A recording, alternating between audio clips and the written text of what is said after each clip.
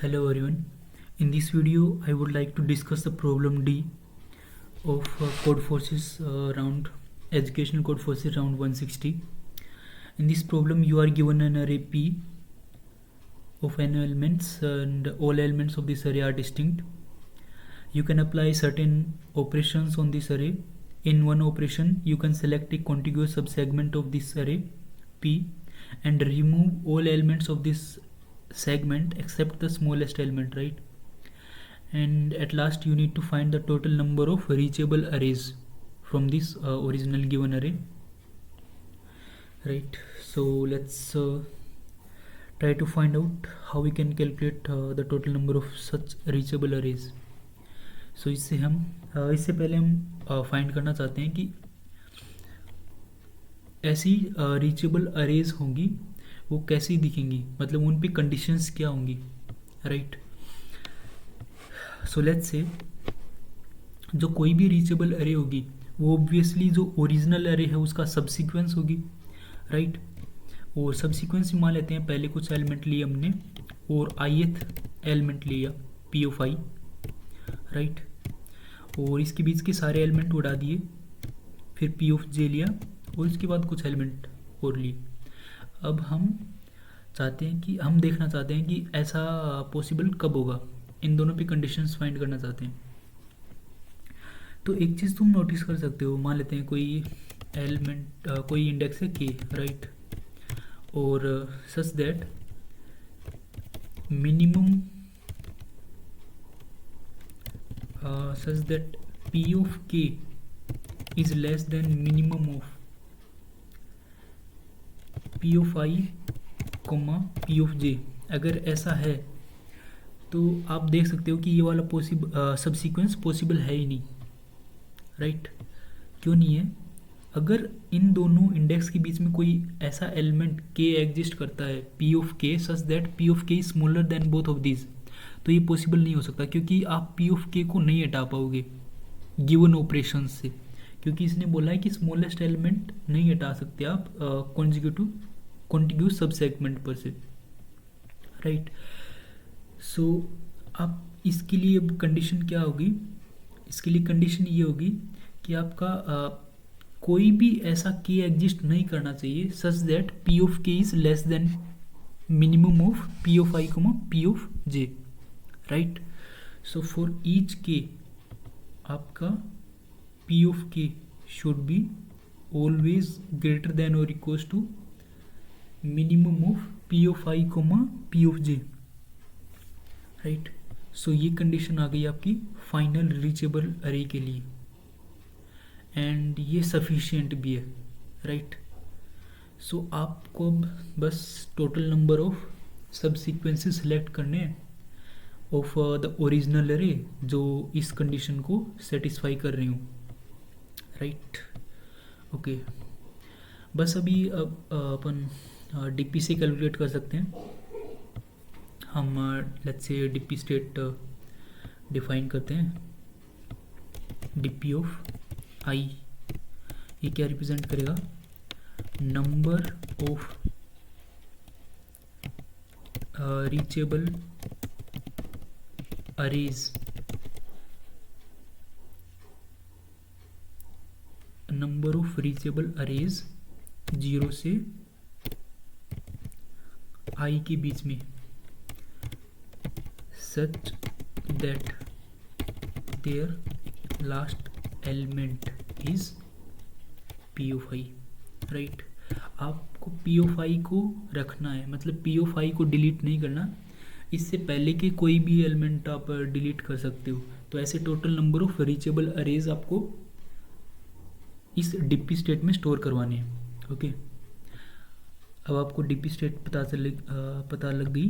अब let's find DP transitions. DP transitions कैसे दिखेंगे आपको? सो डीपी ऑफ आई आपको कैलकुलेट करना है, तो कैसे करोगे? DP of I equals to DP of J plus equals to DP of J. अब जे पे क्या कंडीशन होगी कि मिनिमम, ऊपर वाली कंडीशन, ये वाली जो कंडीशन है ये फिर से लिख देते हैं कि minimum over the range I to J ये आपका ग्रेटर देन इक्वल्स टू होना चाहिए minimum of both of these elements P of I comma P of J. क्यों? क्योंकि आपको ith एलिमेंट तो आपने सेलेक्ट करना ही है, राइट, और आप आई से जस्ट प्रीवियस एलिमेंट चाहते हो कि जे हो जाए, राइट।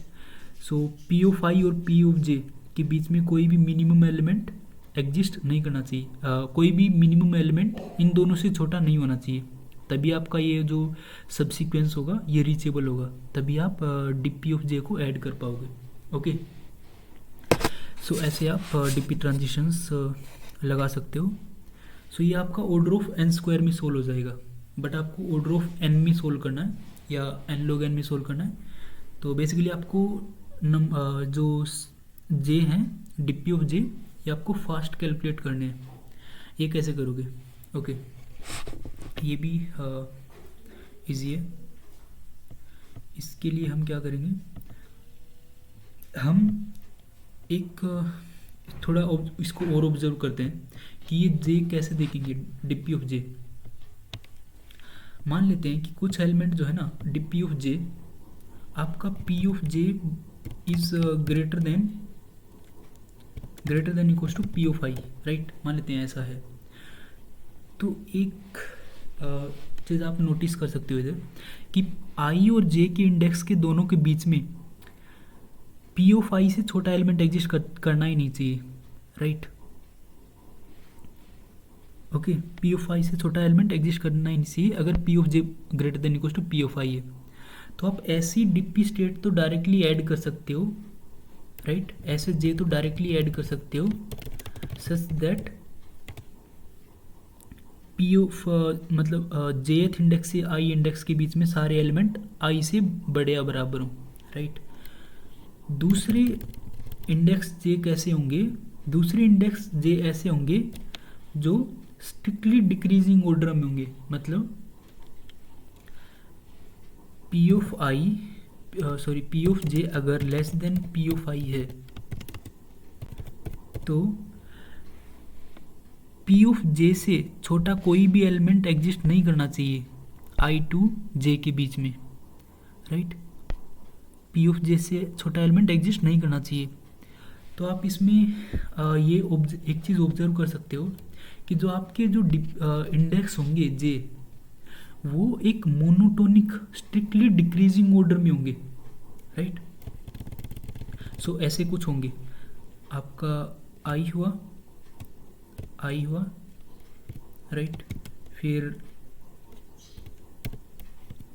आई के बाद मान लेते हैं J1, अरे यार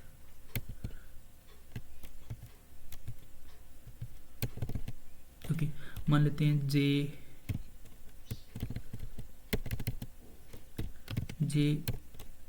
की है कुछ, मतलब ऐसे ही समझ लो एक बार के लिए, J1, J2, J3, J4 up to आई। अगर मान लेते हैं अपने कुछ जे जो इंडेक्स हैं ये ऐसे सिलेक्ट किए हैं इंक्रीजिंग ऑर्डर में, तो आपके जो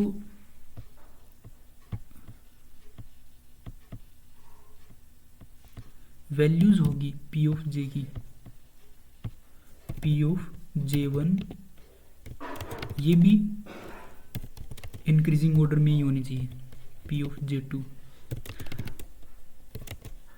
P of J3, right. So ये भी इंक्रीजिंग ऑर्डर में ही होनी चाहिए, less than equals to P of I, right. तो अब ऐसे जे फाइंड करने हैं आपको, तो ऐसे आप एक मोनोटोनिक स्टैक यूज कर सकते हो।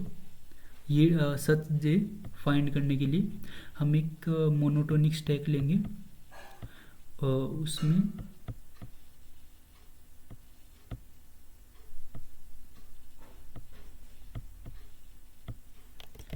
मोनोटोनिक स्टैक, इसमें इंडिसेस स्टोर कर लेते हैं, राइट, ये जे स्टोर कर लेते हैं और हम एक बाइनरी इंडेक्स ट्री ले लेते हैं, right.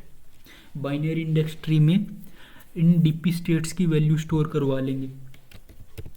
Binary index tree TR1 TR1 ले लेते हैं, जिसमें DP स्टेट्स की वैल्यू स्टोर करवा लेंगे जो इस स्टैक में है, राइट। दूसरा हम BIT बाइनरी इंडेक्स ट्री ले लेते हैं, दूसरा ट्री। उसमें हम क्या स्टोर करवाएंगे, उसमें हम हर एक इंडेक्स की DP स्टेट स्टोर करवा लेते हैं, राइट। अब आपको जल्दी से फाइंड करना है DP ऑफ i की वैल्यू। तो आप क्या करोगे, आप simply DP of i plus equals to range query लगा दोगे TR1 dot sum 0 to i, right. और DP of i plus equals to TR2 dot sum j plus 1 to i। अब ये j क्या है, j है i से just पहले स्मॉलर एलिमेंट, राइट। सो j है आपका जस्ट पहले स्मॉलर एलिमेंट i से, such that p of j is less then p of i, right. So p of j is less then p of i, तो j plus 1 से i के बीच में सारे element हैं वो सारे बड़े हैं, तो वो सारी DP स्टेट आप डायरेक्टली ऐड कर सकते हो। तो ये DP ट्रांजिशंस होंगे। और एक बेस केस आप को और लेना पड़ेगा। बेस केस क्या होगा कि आप 0 से i-1 तक सारे एलिमेंट्स उड़ा दो, सिर्फ i को रखो। तो उस केस के लिए आप DP of i plus plus कर सकते हो। बट ये कब करना आपको, ये आप तभी कर पाओगे जब 0 to i-1 के बीच में सारे एलिमेंट होंगे वो P ऑफ i से ग्रेटर देन और इक्वल्स टू होंगे, तभी आपको ये वाली कंडीशन लगानी है, ये वाला केस लगाना है, राइट। सो ऐसे आप DP स्टेट्स कैलकुलेट कर सकते हो इजीली।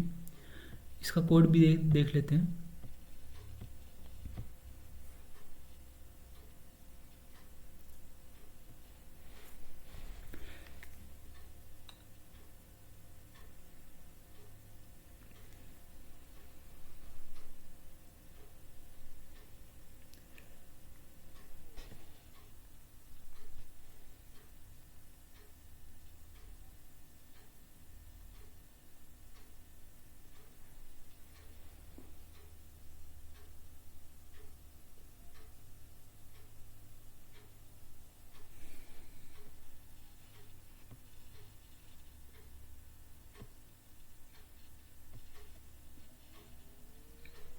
ओके, सो कोड में वही क्या है, एक फैनविक ट्री ले लिया और इसमें 2 ट्री बना लिए, राइट। एक मोनोटोनिक स्टैक ले लिया, इसमें हम इंक्रीजिंग ऑर्डर में एलिमेंट्स स्टोर करके रखेंगे, और एक DP एरे ले ली, राइट। अब इसमें हम यही मोनोटोनिक स्टैक की कंडीशंस को सेटिस्फाई करवा रहे हैं कि जब भी कोई एलिमेंट अपन पॉप करेंगे तो TR2 में एक्चुअली मैंने मोनोटोनिक स्टैक की DP स्टेट स्टोर करवाई है TR2 में, और TR1 में सारी DP स्टेट्स स्टोर करवा ली।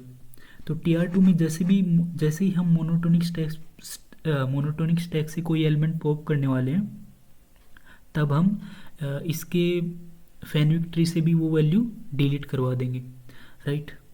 और एट द एंड ऐसे ही डायरेक्टली DP वैल्यू कैलकुलेट कर ली। इधर TR2 की तो डायरेक्टली अपन ऐड करवा देंगे, क्योंकि मोनोटोनिक स्टैक में जो भी एलिमेंट्स होंगे वो अपन TR2 में स्टोर करवा रखे होंगे DP स्टेट, और वो डायरेक्टली ऐड कर देंगे,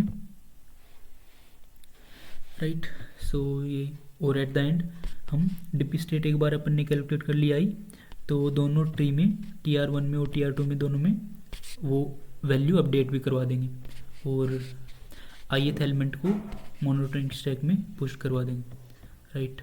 अब आंसर कैसे कैलकुलेट करेंगे, आंसर हम ऐसे कैलकुलेट करेंगे कि P ऑफ i, हम चाहते हैं कि ith एलिमेंट हमारा लास्ट एलिमेंट हो, राइट। अब ith एलिमेंट आपका लास्ट एलिमेंट तभी पॉसिबल है जब i+1 to n-1 के बीच में जितने भी एलिमेंट होंगे वो सारे ग्रेटर देन और equals to P of i होंगे।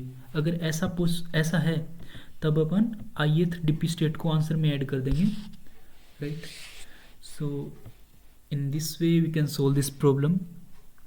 Thank you.